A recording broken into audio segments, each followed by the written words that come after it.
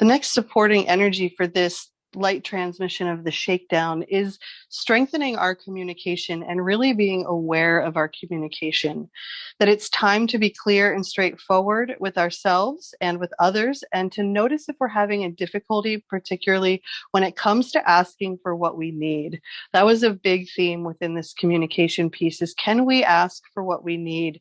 And when we do ask for what we need, are there any other feelings or emotions that rise to the surface that we then kind of have to take a look at? This is a marker which is showing up to remind us that how we speak to the world is how the world will speak back to us. So what we are saying is incredibly important. The word is a spell. It is magic, and it will come back to us, just like that boomerang effect that we talked about. So how we speak to the world is incredibly important. We're encouraged to be clear and to seek clarity in all of our communications, and to not make assumptions about what other people's motivations are, or to take petty action against them. Because once again, that will drop us immediately into that victim martyr spiral, and it's tough to claw your way out of there from that space right now.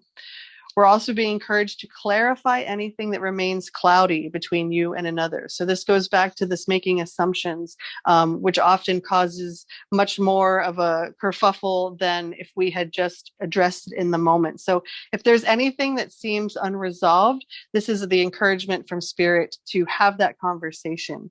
That communication right now is timely, and it is highlighted through all areas of our lives. So this is professionally, this is personally, and this is also communication within, communication with our soul, and communication with Spirit in all the ways that Spirit chooses to communicate to us through our daily lives, or what I would call the weave. And this communication, Spirit says, is not just about talking to someone, but also about developing our receptivity and learning how to truly listen.